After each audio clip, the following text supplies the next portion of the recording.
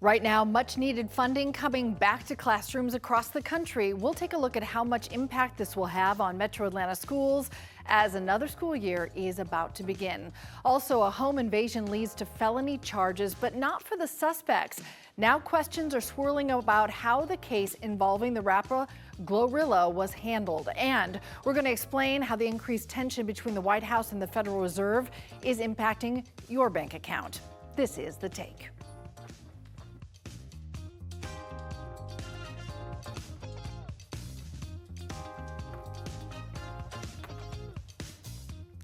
Hello and welcome, everybody. I'm Cheryl Preheim, filling in for my friend Chesley McNeil, and this is The Take.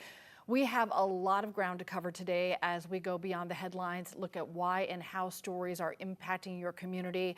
A massive impact to the Edgewood community as we start with breaking news today. Atlanta authorities are investigating what it's calling a mass shooting in the Sweet Auburn neighborhood. 3 separate scenes all along Edgewood Avenue. This is close to the King Center and Ebenezer Baptist Church. In all, 1 person has been killed, 10 others have been wounded. 11Alive's Dan Kennedy talked with witnesses and police and has more. Well, they're still looking into what exactly led up to these shots being fired. We know there were a lot of people out here on Edgewood Avenue around 1:30 this morning when that shooting broke out. 11 people were shot. 1 man, 27-year-old man, died here at the scene. Police have since packed up and left here. Those other 10 victims were taken to Grady Hospital, where they have varying conditions this morning. More on that in a minute. Their ages range from 18 to 29. A lot of people out here last night. I asked police if they think this was one shooter or perhaps multiple shooters. They said it appears there were several people who were firing guns last night. We also talked with the eyewitnesses who were out here because this is a busy area for nightlife. 1:30 in the morning, coming off a Sunday evening, heading into a brand new work week. This is what one of those witnesses told us. I can't come out here. I can't enjoy myself and drink. I done been shot. I done been grazed in my face. So this is very traumatic for me. You know, and to see that boy over there, it just hurts my soul because I have a baby boy. Police were out here on the scene in under a minute, we are told. They had been out here a couple times earlier in the night for 2 other unrelated shootings here along Edgewood. So when you include that, a total of 13 people shot here along Edgewood Avenue in just a matter of hours overnight. And by the way, police had been out here 48 hours prior to an early Saturday morning shooting in the very same block of Edgewood Avenue. 3 people shot in that case. An unfortunate, violent week in the city. All right, Dan, and that's exactly why Mayor Andre Dickens is expected to speak about this momentarily. It's scheduled to start about 9:45. Again, Atlanta Mayor Andre Dickens talking about the mass shooting that happened overnight. 1 person dead, 10 victims now at Grady Hospital, ages 18 to 29. We'll bring you that press conference with the mayor right here on 11Alive Plus. After weeks of uncertainty for educators around the country, the Department of Education on Friday said it would release billions of dollars in withheld grants for schools. This was done through a review by the Office of Management and Budget. That money, totaling between $5 and nearly $7 billion, will support, among other things, programs for migrant students, adult education, teacher training, and academic enrichment. That money is being dispersed to states starting this week. On CNN's Face the Nation on Sunday, the director of the Office of Management and Budget touched on the funding release and tried to explain the reason for this nearly 4-week delay. It took us longer because many of those programs we have fundamental concerns with because they go to left-wing advocacy groups, and it took us a long time to make sure that they were consistent with presidential EOs. We were able to release those in time for the school year, even though they're multi-year funds. And so each funding program is different. While the OMB director pointed to what he called fundamental concerns, critics say this was less about oversight and just more about politics. David Schaefer joins us now from the Georgia Budget and Policy Institute. Welcome to the show. Good morning. How do you interpret that justification by the OMB director on that delay? Well, what we would say is that K through 12 public school students in Georgia need consistent and predictable funding. The districts depend upon that funding to budget accordingly, and we're pleased that the funds have been released. At the same time, we want to make sure that in the future, school districts are able to predict the funding that is going to come in and that the funds that have been allocated are coming in on time.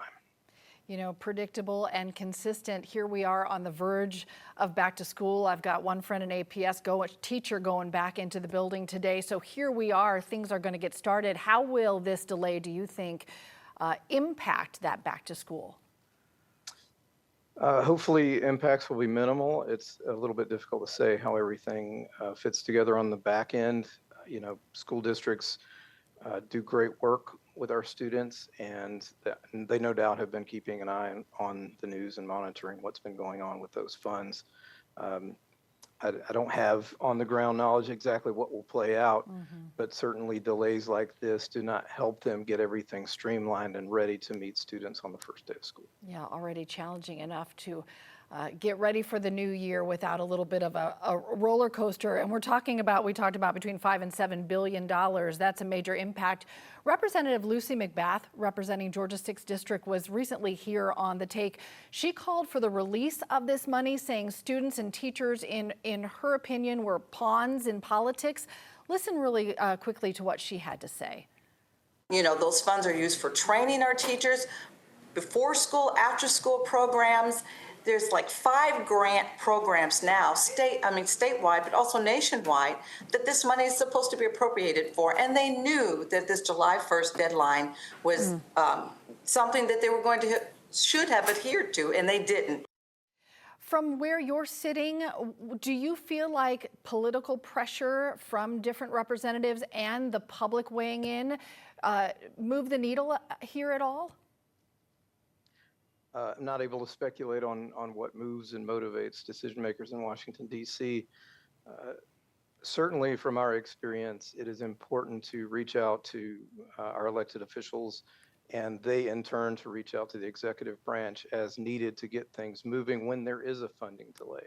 Whether that was exactly the case in this moment, I'm not sure, but universally speaking, pressure does help when things need to get moving, especially when K-12 funding and students are at stake. How did this funding delay threaten Georgia's maybe most vulnerable students, especially English learners, rural school districts? Can you talk us through sort of that on-the-ground impact? Sure. As far as on-the-ground impact, again, having predictable, consistent funding is extremely important for school districts to be able to plan, especially as the first day of school approaches and is coming next week for many of our districts. In general, we're talking about, in the migrant education program, about 5,000 Georgia students were served in 2022 and 2023. And then when we're talking about English learner services, we're talking about 65,000 Georgia students that were served in fiscal year 2024. So all told, you're talking about 70,000 approximate students who are receiving those services, and the professionals who deliver those services. So how exactly that looks in every school district on the ground, but this is a lot of students who do receive those services, and they do benefit from them. Well, we really appreciate your insight. Thanks so much for the time. Thank you. You're watching The Take. We'll have more for you on the other side of the break. President Trump is boasting a trade agreement hammered out with the European Union over the weekend. It ends what had been months of uncertainty surrounding trade with the United States, his largest trade partner. Joining us now, NBC's Washington correspondent Alice Barr. Good to see you, Alice. Good morning, Cheryl. Good to see you. Break down the deal for us. How is the White House spinning it, and where does the EU score a win here?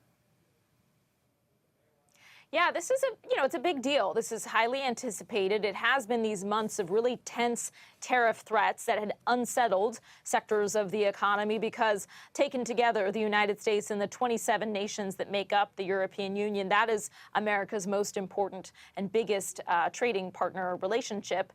So this agreement sets 15% tariffs on most European goods entering the U.S. And the European Commission president emphasized stability. So from their point of view, this is taking away, again, that looming cloud of, are we going to have to pay 30% to 50% tariffs potentially, which is what President Trump had been threatening. And she said this deal brings predictability, which is very important for businesses on both sides of the Atlantic. It applies to cars, the 15% tariff, a lot of big ticket items. There are exceptions, including aircraft and parts, certain generic drugs, some agricultural products. But as far as what the U.S. can claim victory on here, President Trump said that the EU will not be imposing tariffs on U.S. imports and will purchase $750 billion worth of American energy while investing an additional $600 billion into the U.S. and agreeing to purchase what President Trump described as a vast amount of military equipment. So quite a bit there that President Trump is pointing to and touting in terms of what the U.S. gets out of the deal. A lot hammered out there, but the president meeting today with UK Prime Minister Sir Keir Starmer. This is to refine the trade deal that was announced back in May. What kind of fine-tuning are you expecting? Right. So obviously the UK has a separate deal than the European Union, and that pair is just now sitting down and speaking. Back in May, they announced really the broad brush outlines of an agreement at just 10% tariffs as opposed to the 15% that we've seen now for the European Union. But there's a lot. It was sort of more of a framework. So there's quite a bit that they have to work out there. Also notable that in the beginning comments of that discussion, the two men, Keir Starmer and President Trump, were talking a lot about Gaza and about finding a way to get more humanitarian aid in. We have all seen those devastating images coming out and the very clear need to address famine, to address starvation. So they're talking about trying to get more efforts together to not only talk about trade, but to talk about humanitarian relief as well. All right, so big conversations coming about Gaza today, humanitarian aid, and those big developments with the European Union and the UK on Monday morning, and always a lot to talk about. Alice, thanks for the time. Plenty more for you coming up on The Take. You're watching 11Alive Plus.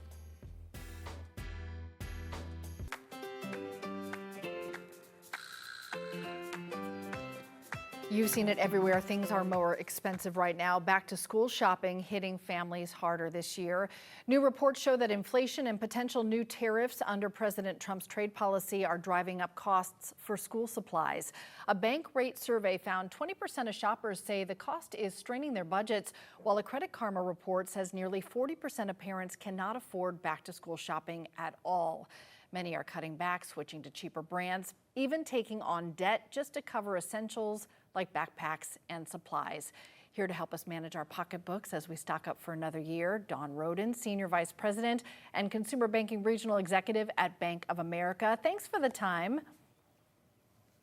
Absolutely. Good morning, Cheryl. Are you noticing any changes in how families are budgeting or maybe using credit cards compared to just last year? Well, absolutely. And we are absolutely asking families to start by creating a very simple, realistic budget. I mean, families have to start out by listing essentials, things like supplies, textbooks, clothes, and set a spending limit. They have to track their purchases to stay within budget. Using tools like Bank of America's Better Money Habits can help parents and students both build smart budgeting habits that reduce financial strain and help overspending when they hit the stores. Are there any signs that the back-to-school spending season may be evolving into more of a year-round expense cycle for Metro Atlanta families instead of that big, bulky expense that comes right at the start of the year? Absolutely, but what families can really do is focus on the essentials. They can plan ahead instead of taking on that bulk. They can take advantage of seasonal sales and discounts. They can create, clear back to school budgeting again. They can give families that visibility into where their money is going. I talked about Better Money Habits. That offers tips into managing day-to-day expenses and understand the costs without losing sight of their long-term priorities. And again, that bulk that we talked about, that can be spread over time because they can take advantage of those sales and really look at their costs instead of, bulking up. If someone just cannot afford everything on their child's supply list, what are the best options for finding some help, and especially finding help without maybe the stigma someone might feel is around that? Really, the one thing that parents really should do is look at what makes the most sense around their finances. And so the big thing that they should do is look at young children being the most important. The help that they can do, the help that they need is looking at the things that they have, budgeting, planning, treating back to school like any other recurring expense. Set a cap, stick to it, don't sacrifice long-term savings.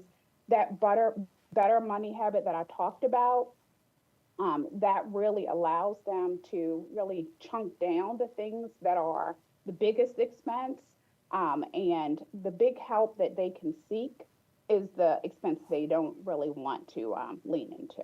You know, I think about, especially for parents, the pressure that comes around money, but really that's true for any individual. Pressure is pretty immense right now, even as inflation has been trending up a little bit. When we look kind of wider scope, even beyond back to school, what are you seeing as the biggest hurdles people are facing in the year ahead? I think the biggest hurdle is them not being as planful. So ideally, planning really starts well before the school year begins. So they have to really think about expenses like they would any other annual bill. So the earlier they plan, the easier it is they have to manage. And so they have to start small, save consistently, set up dedicated savings buckets for short and long-term goals, from school supplies to tuition, automating savings, anything that they can track, they should. And then again, leaning into any tools that they can use allows them to be more planful really in their budgeting. Just chip away at it. All right, Dawn, thanks so much for the guidance. Appreciate the time. Absolutely. Much more coming up for you here on The Take on 11Alive Plus. It was fact-checking done in real time. On Thursday, President Trump telling Federal Reserve Chair Jerome Powell that the renovation costs of the Fed's headquarters were over budget, followed by Powell fact-checking the president right then and then correcting him to say the costs were right on the mark. That moment brought the ongoing feud between the White House and the Federal Reserve front and center. But what does this all mean for the average person living here in Metro Atlanta? Time to bring in financial expert Andrew Poulos. Good to see you, Andrew. Good morning, Cheryl. All right, first of all, talk us through the overall role of the Federal Reserve so we understand the baseline of this story. Sure. The Fed obviously is there to manage the nation's money supply, set interest rates, control inflation, and of course oversee the banking system to make sure that it doesn't fail and we never have what we call the run on banks, which happened about 100 years ago, right? So overall, it's just there to manage money and make sure that everything economically is stable. And the crux really that a lot of people have their eyes on are those interest rates. Looking back at past showdowns between the president and the Fed chair, where would you put this battle, maybe in terms of intensity? Oh, it was right up there, right? I mean, you can see no one expected that. President Trump pulled out the document out of his jacket and just called out the Fed chairman on the overspending. Fed chairman corrected him. I mean, it was a heated battle, of course, and I don't think Chairman Powell expected what President Trump pulled out. And so I think you could just see the ongoing feud between President Trump and Chairman Powell. This is basically a clash on interest rates. President Trump has made it well known he wants interest rates to come down and come down significantly. And Chairman Powell refuses. He's using the strategy that tariffs could bring inflation, and his role is to manage inflation, of course, and make sure that consumers aren't impacted negatively with higher inflation as we had during COVID. So this is quite an interesting scenario as to what happened, played out live on TV. We've never seen anything like this before. Yeah, that was quite a moment. Yet everyone at home is thinking, Hey, this is all happening in front of the cameras, but real life is happening in my living room, and I'm wondering, how does that hit the average person here in the Metro Atlanta, and how serious do you see this could be in the long run for the economy? Yeah, look, overall, I think at some point we will see lower rates. I'm just not sure that lower rates are going to be during the remaining term that Chairman Powell has, right? At this point, there's a clash. One of the things that, if you noticed over the weekend, we started getting news of more trade deals with EU, and we're getting closer to a mega trade deal from what the Trump administration is saying with China, right? So I think all of a sudden now we could see that the Trump administration is pressing on the gas, so to speak, to get more deals done, and therefore trying to corner and press Chairman Powell to begin to lower rates. I think at this point there's a lot of politics, there's a lot of theatrics, and I just don't see the chairman bringing down the Fed, bringing down the rates right now. But at some point we will get lower rates, which is going to impact us directly as consumers. Lower interest rates on vehicle loans, which are standing right now, the other day I read, at 1.6 trillion collectively across the country in auto loans, with the average monthly auto loan being $750, which is just significantly higher than we used to pay, right? So there's a lot going on, and we could benefit from lower rates. I just think it's going to be in 2026 before we start seeing those. $750 a month for a car. All right, before I let you go, let's talk about the what's next. Is there any legal mechanism by which the president could fire the sitting Fed chair? What kind of fallout might happen? How do you think the standoff ends? Look, there's a lot that could play out. We could all sit here and speculate all day long as to what's going to happen. This has been playing out in front of our eyes and on cameras now since President Trump took over in January. So at this point, I think this is just going to be an ongoing feud. President Trump has made it known a few weeks ago there was speculation that he was going to fire or find a way to fire Fed Chairman Powell. He said he's not looking to do that. One concern I've got with, aside from the politics and the theatrics of it and the pressuring of Chairman Powell to lower rates and the scare tactics of he might fire him, is that right now the chairman basically acts as a voice of stability, so to speak, right? We know what we're getting with him. If we get a new Federal Reserve chairman, what will we get? How quickly will rates come down? Might Wall Street react negatively, much to what we expect would happen, right? Rates come down, hooray, everyone's happy, everyone benefits from it. But Wall Street could impact negatively, and we could see a pullback potentially. I'm not saying that's going to happen, but we also have to think about the systemic risks. So I think right now that we know what we're getting with Chairman Powell. We don't even know who the new chairman is going to be. There's speculations. There's names that have been thrown out there all over the place, but we just really don't know. So what I see right now is just the ongoing feud. And believe me, as much as I'd like to see lower rates, I just don't see that happening at the moment. All right, so many layers to it. Andrew, always appreciate the insight. Thanks a lot. Absolutely. All right, you're watching The Take. We'll be right back.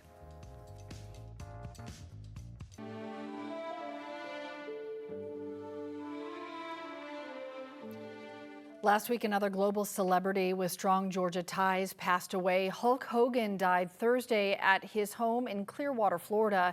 His influence spanned wrestling, entertainment, and politics. He was also the center of a lot of controversy over the years. His loss has prompted an outpouring of tributes from fans, fellow wrestlers, and public figures alike. He had an iconic presence which was on full display from one end of the globe to the other. But the man whose real name was Terry Bollea leaves behind strong Georgia roots. Here to touch on his ties to the Peach State, we're happy to bring back AJC entertainment reporter Rodney Ho. Good to see you again, Rodney. Hey, how are we doing, Sharon? So many losses here. First, Malcolm Jamal Warner, Hulk Hogan, now two stars who developed solid bonds with the Metro Atlanta community, the state of Georgia, but such different personalities as well. How does this put where we live into focus as a complex global entertainment capital?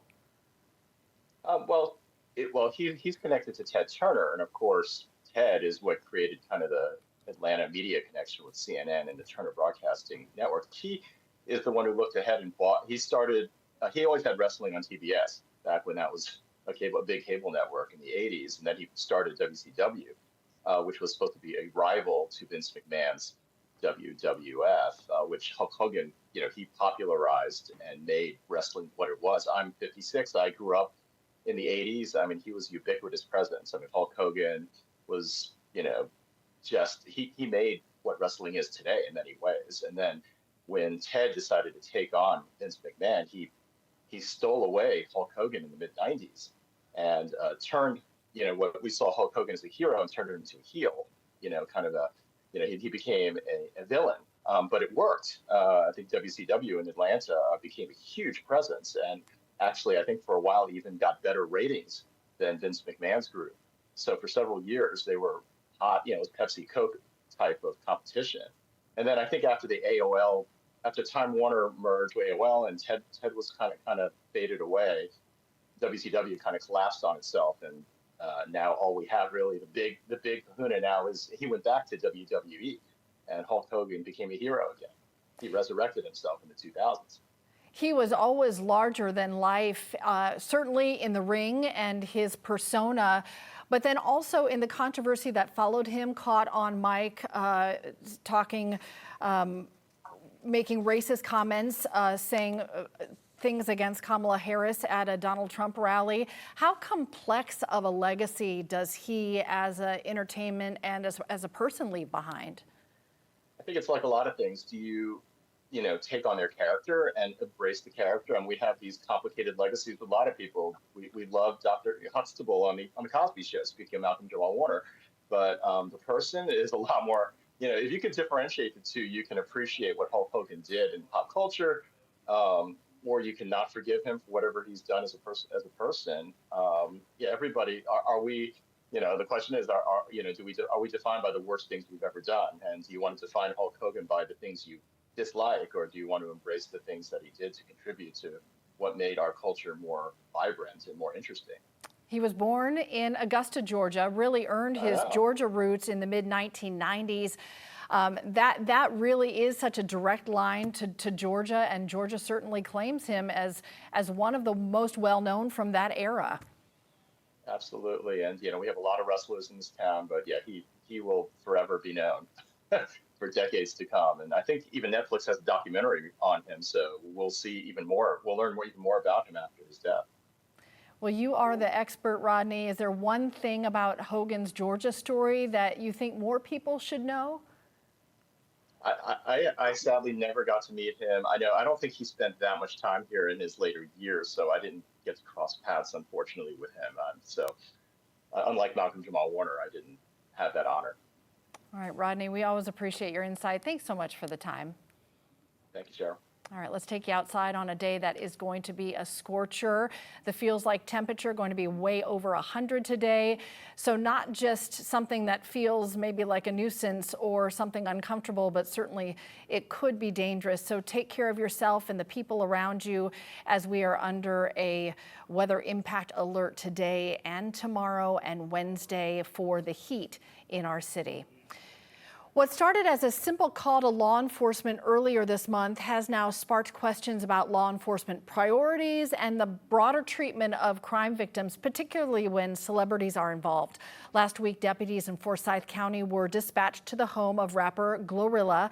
This was in response to a burglary in process while she was performing at the WNBA All-Star Game in Indianapolis. 3 suspects entered her home, then ran from the scene. They're still at large.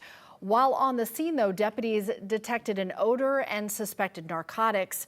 They got a search warrant, and authorities discovered what they called a significant amount of marijuana in a bedroom closet. GloRilla, whose real name is Gloria Woods, turned herself in 2 days later and was booked on felony charges. She posted bond the same day she was released. So this has raised concerns about whether victims are being penalized for unrelated matters uncovered during separate investigations. With us for analysis is noted defense lawyer and former Fulton County District Attorney Daryl Cohen. Good to see you, Daryl. Thanks for being on the show. Good morning, Cheryl. Nice to see you. I'm Good to be here. I'm so curious. What was your initial take when you saw all of this unfolding? Well, if you don't have anything to hide, you don't hide anything. So my view was she shouldn't have had the weed in her house, and obviously there had to be enough where the smell was overwhelming, and law enforcement, on a call to protect her, found, oops, we got to do it. How common is it for police to shift focus from investigating a violent crime? So someone starts as a victim and then it totally shifts and then the victim is charged with something else. Well, it just depends.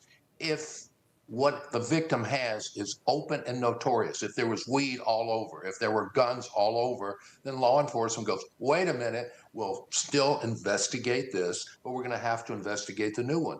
If it's right in their face, they can't turn it down. They've got to do what they've got to do.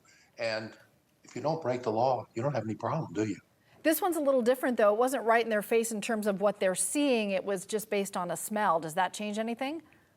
Circumstantial evidence. If I went to bed last night, there was no snow on the ground. I woke up this morning, there was snow, hardly likely in Atlanta today, and we know it snowed somehow. They smelled marijuana, and as a result of that, they executed a search warrant, and what did they find? Well over an ounce, which is a felony. Could it be considered a violation of her Fourth Amendment right, unreasonable searches and seizures? No, in my view. Why? Because the police were inside of her house as a result of a crime taking place in her house. Her house was being burglarized, not robbed because people are robbed. The house was burglarized. While they were searching for clues, they smelled marijuana. As a result of that, they executed a search warrant and they found weed. So she comes back from the WNBA All-Star game in Indy, comes home to Georgia. Could her voluntary surrender when she realized all that had played out while she was gone, could that help reduce potential penalties to come? Oh, absolutely. If someone who is charged with a crime volunteers, gives him, or in this case, herself up, the prosecutors, the DA's office, and the DA's office in Versailles is very good. They will likely reduce this, depending on the amount, could easily be reduced to a misdemeanor. But again, it depends on the amount and how it was packaged. You touched on this. I'm just curious overall, how do you see this eventually ending up for GloRilla, and what's the takeaway for everyone else watching this? Well, it starts with she did the right thing by turning herself in. So what I see happening is either a reduction to a misdemeanor or a very light plea of guilty to something other than possession with intent to distribute. To everyone else, if you're going to have something illegal in your house, accept that if it can happen, it will, which means you could have any number of reasons for police officer or officers to come into your house. So make sure, if you've got weed, as an example, a joint or two. Don't have enough to help the neighborhood. Daryl. Or the world. Or the world. Thanks a lot, Daryl. Appreciate it. Thank you. All right, take care. Plenty more coming up for you. Keep watching us here on The Take on 11Alive Plus. Welcome back to The Take. The White House is sweeping a new bill with big implications for student loans. CNN's Sabio Marcellus joins us now from NASDAQ Market site in New York. Good to see you. Good morning, Cheryl. All right, sounds like the White House trying to kill two birds with one stone here. It could be good or bad news for those with student loan forgiveness. It all depends on the type of loan you have, Cheryl. Current federal loan provisions make forgiveness tax-free at the federal level. It's been that way since 2021, but they expire at the end of this year. President Trump's recently signed Federal Spending Act does not extend them without action from Congress. Student loan borrowers who get their debt forgiven under income-driven repayment plans could face a federal tax bill starting next year. And depending on the tax bracket, that could boost the federal taxes for some to more than $12,000. And states could also opt to tax the forgiveness amount, too. Cheryl, on the flip side, tax-free forgiveness in cases of death or disability were made permanent, as well as public service loan forgiveness after a decade of payments. All right, good point there. So we're getting a stark new warning about the future of Social Security checks. Can you walk us through that? Yes, Cheryl. If you're planning to retire in less than a decade, listen up. You may get thousands less than folks retiring now. That's because the Social Security Old Age and Survivors Insurance Trust Fund is expected to be depleted by late 2032 as retirees outpace the number of workers. If and when that happens, benefits will no longer be paid at the full rate, but instead at an amount based on money coming into the fund at that time. New analysis by the Committee for a Responsible Federal Budget shows that could mean on average $18,000 less a year for dual earning couples and well over $13,000 less for a typical single earner couple. Cheryl, and to make matters worse, according to the nonprofit, the cuts will increase over time as benefits outspend incoming revenues. And that's tough because most people who are on Social Security have a fixed income, so any shift can be a huge impact. Hey, federal investigators really turning up the pressure on a healthcare giant right now. Yes, Cheryl. So the United Health Group has confirmed that its Medicare program is under investigation by the Justice Department. The probe initially came to light in a Wall Street Journal report in May, although the nature of any criminal allegations remains unclear. The company is one of a number of insurers holding government contracts to provide health care coverage to senior citizens and other enrollees. The company says it's complying with formal criminal and civil requests. All right, we'll see. Cheryl, United Health also reiterated late last week that it's launched third-party reviews of various policies and practices. All right, that's one to watch. I know a lot of people use United Health and are curious to see what comes of that. Hey, before we let you go, there is a lot of controversy today over a data leak involving a popular dating app. Cheryl, absolutely. It's enough to make you think twice about what you put on the internet. So a dating app that allows women to do background checks on men has been hacked, exposing tens of thousands of user photos and other personal information.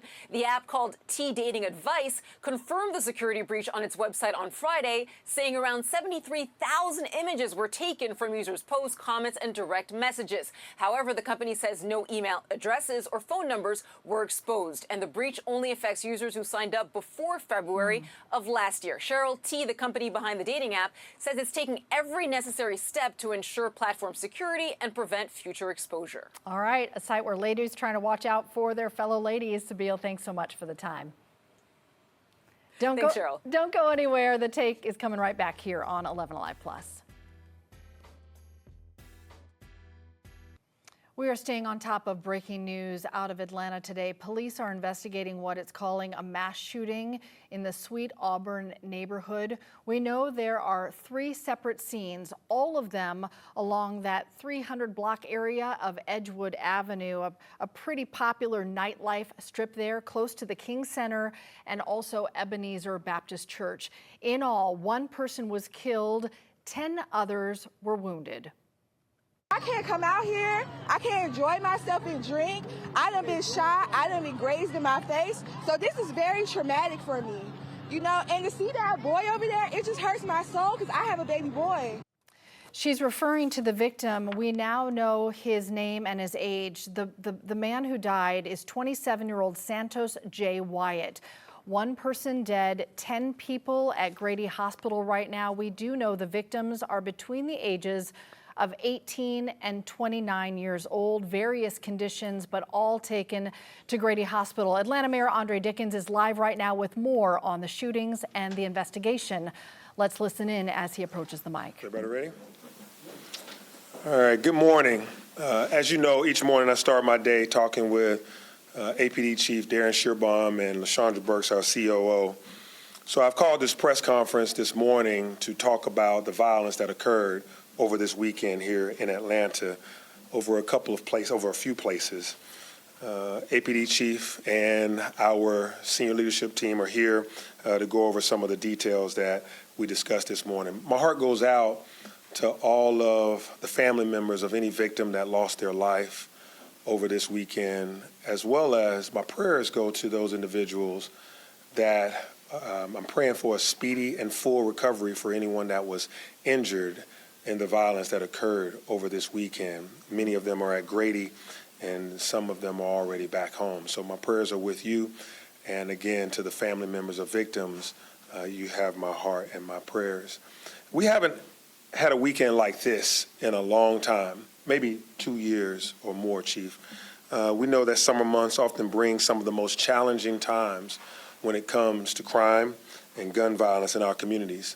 Public safety continues and remains my top priority and the top priority of this administration.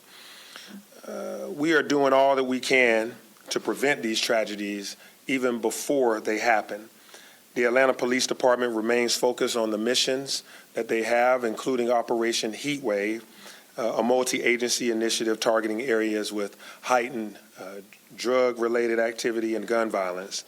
I have every confidence in our police department to continue to bring down crime in the city of Atlanta. And I thank you to the men and women that's been out there day and night of the Atlanta Police Department, preventing crimes as well as solving the crimes that have occurred over this weekend. And while this weekend's violence are deeply troubling, and we'll get into those, we are still in a year, in a time where we have seen a 32% decrease in homicides over the first half of this year compared to last year, and nearly 50% when you compare to over the past, since 2022. A great reduction also in shootings as well, almost 20% reduction in shootings. That progress is the result of intentional and strategic investments, not just in policing, but also in prevention and in care. Our Year of the Youth activities continue to keep our teens and young adults occupied, busy, and employed. Our Mayor's Office of Violence Reduction and our Nightlife Division have both been throughout the community providing training and resources while also keeping their ears to the ground. We've expanded APD's community assistance and response units, which is called the CARE units. We've beefed up our park rangers at our parks and at our swimming pools, which are all free this summer. We operated our At Promise centers and our police athletic league programs to keep our youth busy. And we've even conducted safety walks with our senior citizens. We are also continuing to confront the systemic issues that drive violence in the very first place. This work is about people. It is about the lives that are lost, the families that are shattered, and the communities traumatized by violence that should have never happened in the first place. Even though crime is down in Atlanta, a weekend like this can affect a whole city, and it should not happen. As we continue to make Atlanta even safer, we must work together. Government, community organizations, businesses, faith leaders, our neighborhoods, and our parents and families. We all have a role to play in ensuring that no more families suffer the pain of preventable loss. So now I'll turn it over to Chief Sherbaum so he can give details about some of the incidents over this weekend and about APD's response. Chief. Thank you, Mr. Mayor. Thank you. Good morning, everyone. I'm going to join our mayor in extending the prayers of every member of the Atlanta Police Department to everyone that was impacted by gun violence this weekend, those that are recuperating, and those that have lost loved ones. This department will not rest until we identify who's responsible and bring those individuals to justice. The mayor alluded to positive trends that we were seeing all summer around our city as we enjoyed vacation time. We saw reductions in shootings and homicides throughout the summer. But then this weekend that changed. This department is currently investigating 12 incidents of gun violence in our city that left 29 individuals injured and 2 deceased. When I look at what connected them, they played out throughout various parts of the city, but none is connected to the other than individuals had guns when they were angry. Seems to be the most common theme that we saw throughout the weekend. We saw shootings related to disputes over cars being booted. We saw a nephew take the life of his uncle.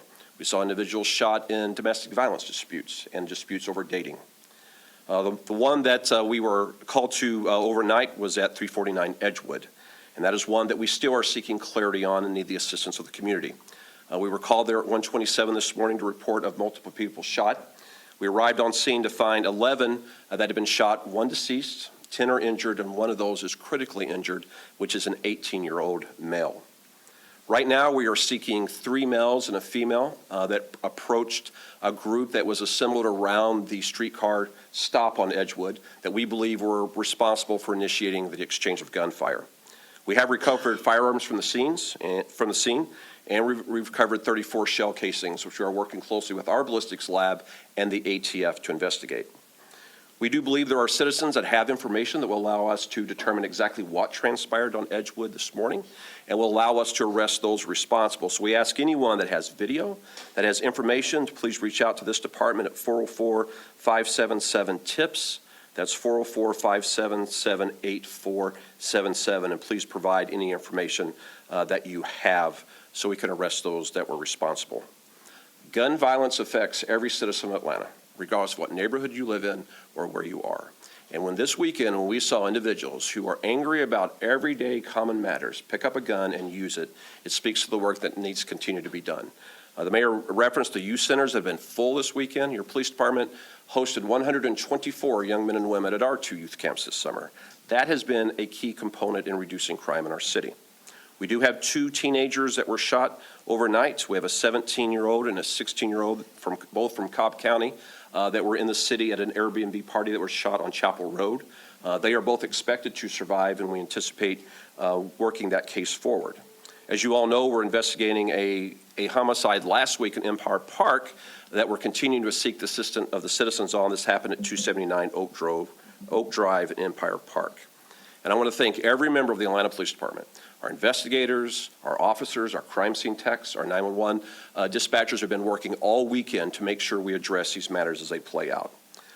The mayor mentioned that this time last year we had 76 homicides in the city, so we are seeing a positive movement.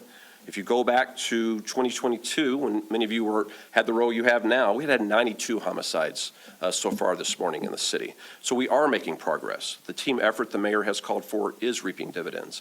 But this weekend is a reminder that we still have work to do.